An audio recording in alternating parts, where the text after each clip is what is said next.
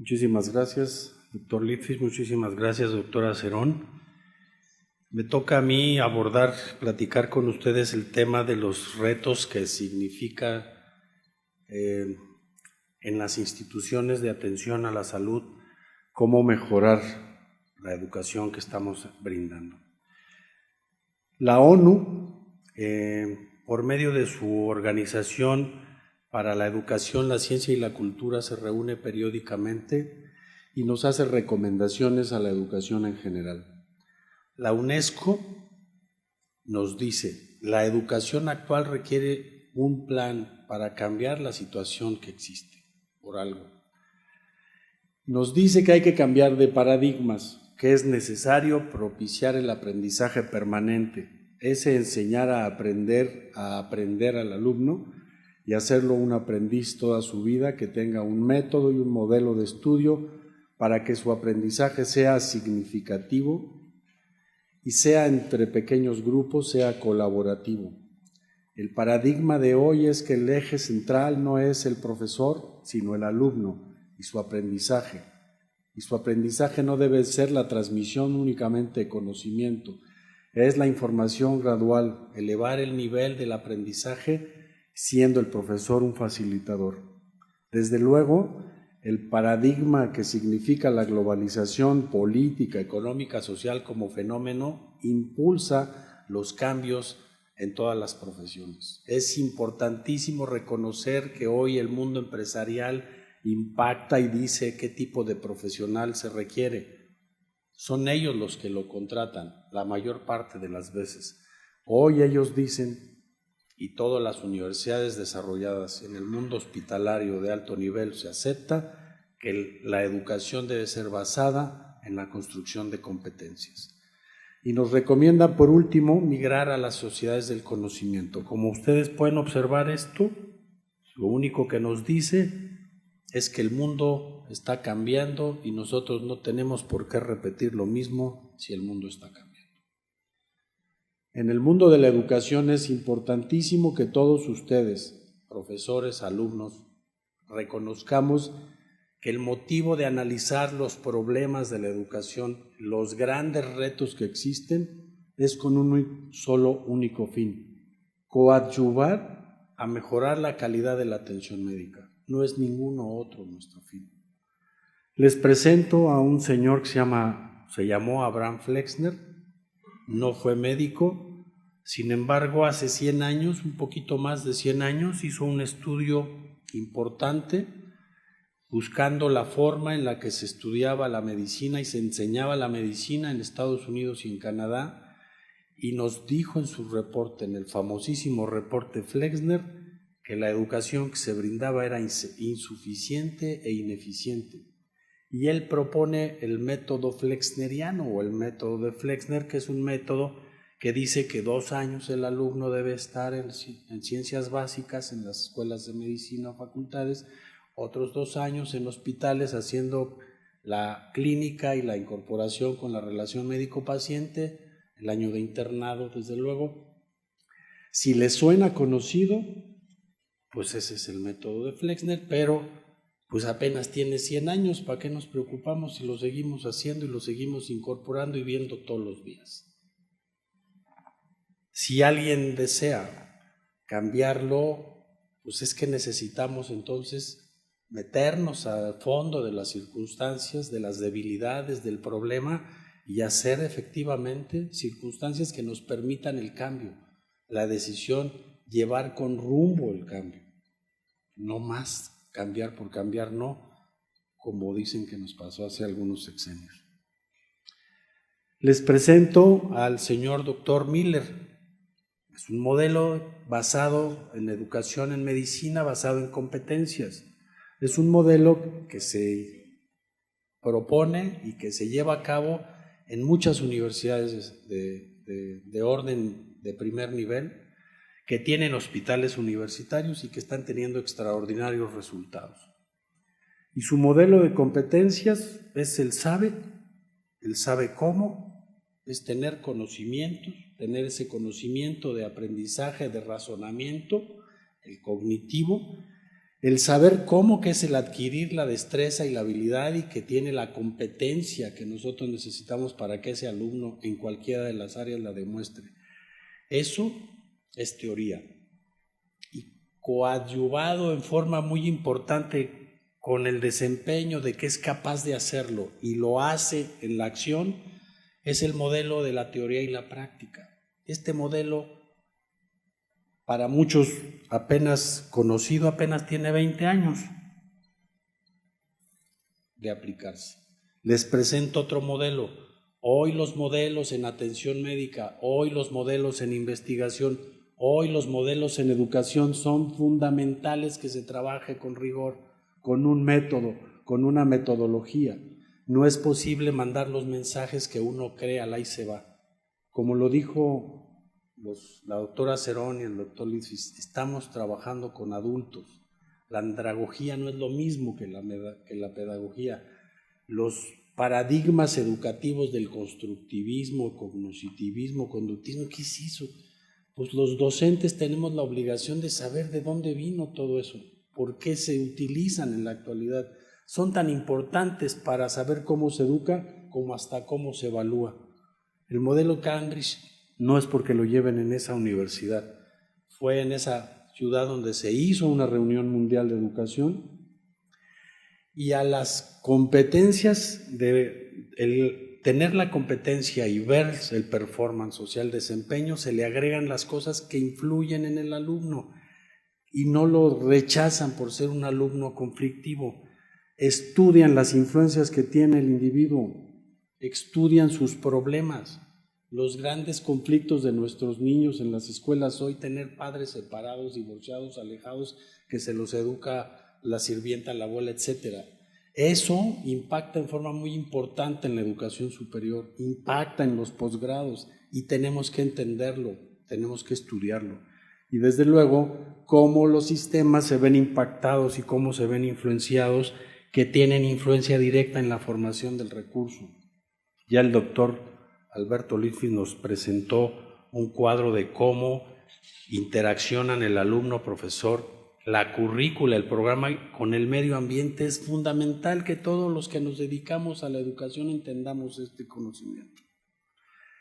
Finalmente, hablando hoy del cambio de currícula de muchas escuelas, aparentemente un poco rápido, aparentemente improvisado, nos dicen que la competencia es la suma de estas tres cosas: conocimientos, habilidades, destrezas, actitudes, con la suma de valores.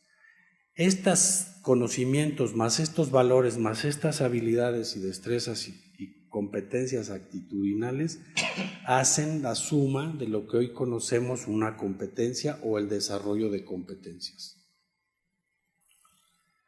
¿Qué problemas y qué desafíos y qué retos tienen las instituciones de salud hoy en el siglo XXI? Pues ya lo mencionaron. Una, el desarrollo científico acelerado, el desarrollo tecnológico y cómo incorporarlo.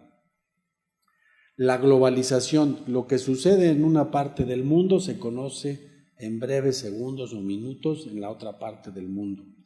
El impacto en la globalización es político, económico, social, educacional, de todos tipos. Y desde luego, si estamos ante cambios en los modelos epidemiológicos, estamos en transiciones, en polarizaciones epidemiológicas, en transiciones demográficas, pues las condiciones del ejercicio están cambiando. Tenemos pacientes más demandantes, más conflictivos, más, todo lo que nosotros sabemos. Sus expectativas son diferentes, ya no son como los pacientes de antaño. Desde luego hay que conocer el entorno en el que nos desenvolvemos, conociendo la situación de salud del país. Miren, no es crítica. En el 2007 en Lisboa se hizo una declaración de que hay que conocer los entornos sociales nacionales e internacionales en el aspecto de atención médica. Ellos nos señalaron lo que a mi punto de vista, lo que a mi parecer no es una crítica a las escuelas y facultades de medicina. Es entender lo que nos mencionó Alberto Litfis, que en el pregrado el alumno pasa el 70% de su tiempo o más en las instituciones de salud, en los hospitales. Pero los expertos en educación están en las escuelas de medicina. Nosotros tenemos que entender este cambio de paradigma, este rumbo, este destino, para que los docentes médicos, que no nos dedicamos de tiempo completo a la docencia, incorporemos las necesidades del mundo actual para preparar correctamente a los alumnos. En esa declaración mundial nos dijeron que el vínculo entre las instituciones de educación superior y las instituciones de atención a la salud son prioritarios, que se entienda, que se estudie, que no pase por inercia, que no se crea que está bien, que se demuestre con investigación lo que haya que cambiar. En el posgrado, los alumnos pasan el 100% de su salud, no en las universidades. Pero es en las universidades donde están los expertos en educación. ¿Qué pasa en las instituciones de atención médica? ¿Qué pasa? ¿Cómo poder interaccionar? ¿Cómo sumar la currícula? ¿Cómo sumar las competencias? ¿Cómo poner al día los programas educativos con las competencias en los hospitales? ¿Cómo ponernos al día? Ese tipo de problemas, de análisis y de situaciones y de propuestas, es lo que hizo que naciera esta academia. En esa reunión internacional nos enseñaron que para mejorar la atención médica se tiene forzosamente que mejorar la educación. Para garantizar una calidad educativa y una calidad en la atención, se debe de capacitar al docente, evaluar las instituciones y las sedes y a los profesores, no solo a los alumnos. Y desde luego nos recomiendan dar un plus a la enseñanza, con nuevos modelos educativos o aplicarlos. Este es un modelo educativo, este es un modelo que apenas tiene 25 siglos, es una pintura, un fresco que está en una de las sedes en los museos del Vaticano, a un lado de lo que eran los aposentos del Papa Julio II, en el año de 1505 por ahí, que invitó a Rafael Sanzio a pintar este fresco. Vecino está la Capilla Sixtina, donde estaba Miguel Ángel, pintando los frescos en forma simultánea, y los provocaban y los ponían a competir para ver quién lo hacía mejor. El Papa era un poco, no sé qué palabra utilizar, iba a decir mañoso, pero decirle a un Papa así pues no me da. Bueno, al centro los humanistas, los filósofos, los pensadores, Sócrates, Platón, Aristóteles. A nuestra izquierda, los descubridores o los de las ciencias exactas, nuestros físicos, nuestros matemáticos, Pitágoras, etcétera, Arquímedes. Al centro una mujer de túnica blanca, Hipatia de Alejandría, doctora de lo que fue la gran biblioteca de Alejandría, y en el otro extremo los artistas, los escultores y los educadores. Ellos enseñaban arte, ética, filosofía, ciencias exactas. Hace 25 siglos. Nosotros hoy, los médicos, si estudiamos un poco de medicina, nos damos por bien servidos. Les presento en 2 minutos que me quedan, 3 minutos para hablar, un modelo práctico para no hablar de teoría. Nosotros, porque me toca a mí criticar a una institución, Hospital General de México, donde soy director de educación, que siempre desde su fundación, su fundador les dijo que este es un hospital escuela y nos marcó y nos tatuó. Y siempre creímos que fuimos muy buenos y los mejores para la educación. Nadie nos quitaba eso, pero pues ¿con quién competíamos? Pues de 1905 a 40 y 50 solo el General y el Juárez, pero después viene la ley del IMSS, después se crea el primer instituto, luego la ley del ISSSTE, los demás institutos, y entonces sí hay una competencia muy buena. Nos dimos cuenta que en nuestra institución había un pequeño freno o detenimiento de lo que debería de ser el nivel educativo. No hablo a nivel asistencial ni de investigación, solo hablo en el educativo, porque nuestros profesores creían que cumplían con su tarea, o creen algunos todavía, que dar clase en aula es cumplir con su tarea, cuando saben que la tarea más importante del docente en medicina es la tutoría, la práctica clínica, el estar con el paciente junto con sus enfermos.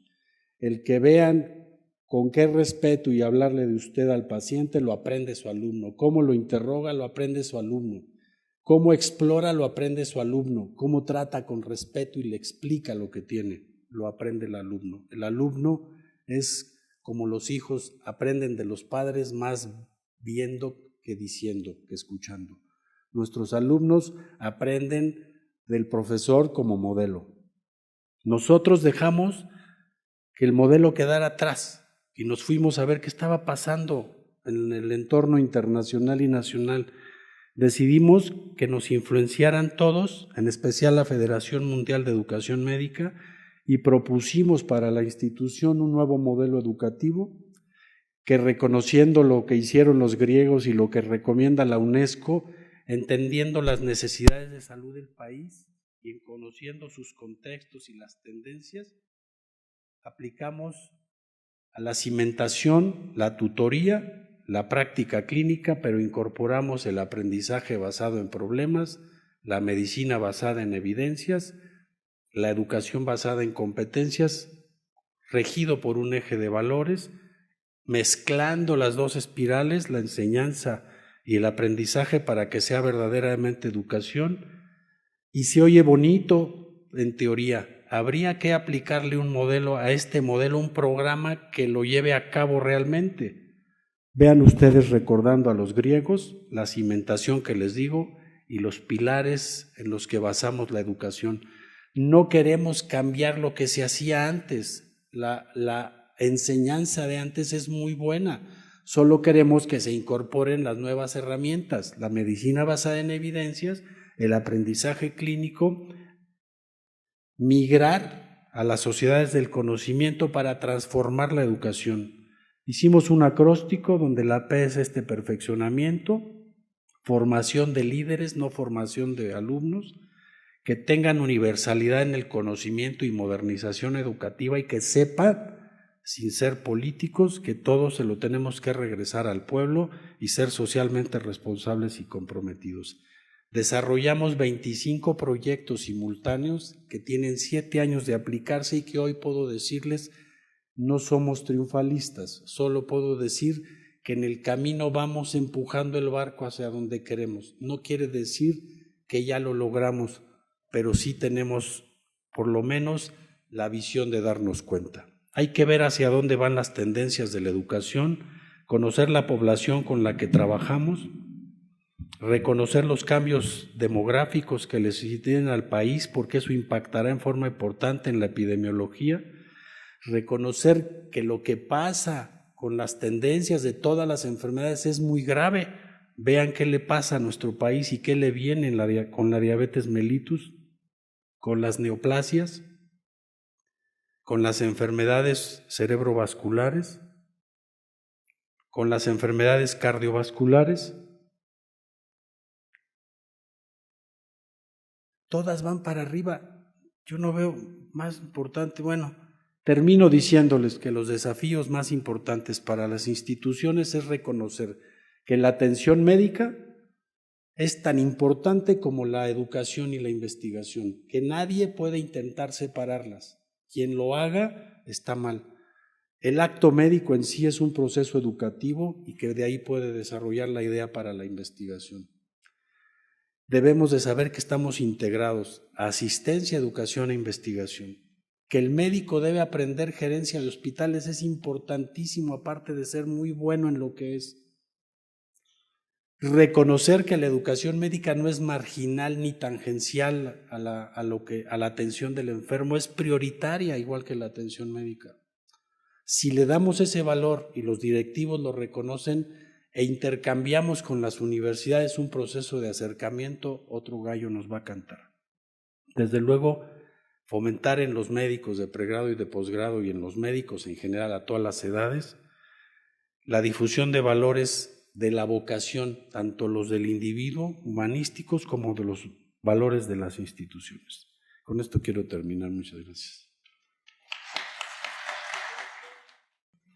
Muchísimas gracias. Doctor Litfis, muchísimas gracias, doctora Cerón. Me toca a mí platicar con ustedes el tema de los retos que significa en las instituciones de atención a la salud, cómo mejorar la educación que estamos brindando. La ONU impulsa los cambios en todas las profesiones. Es importantísimo reconocer que hoy el mundo empresarial impacta y dice qué tipo de profesional se requiere. Son ellos los que lo contratan la mayor parte de las veces. Hoy ellos dicen, y todas las universidades desarrolladas en el mundo hospitalario de alto nivel, por medio de su organización para la educación, la ciencia y la cultura, se reúne periódicamente y nos hace recomendaciones a la educación en general. La UNESCO nos dice, la educación actual requiere un plan para cambiar la situación que existe, por algo. Nos dice que hay que cambiar de paradigmas, que es necesario propiciar el aprendizaje permanente, ese enseñar a aprender al alumno y hacerlo un aprendiz toda su vida, que tenga un método y un modelo de estudio para que su aprendizaje sea significativo y sea entre pequeños grupos, sea colaborativo. El paradigma de hoy es que el eje central no es el profesor, sino el alumno y su aprendizaje. Y su aprendizaje no debe ser la transmisión únicamente de conocimiento, es la información gradual, elevar el nivel del aprendizaje siendo el profesor un facilitador.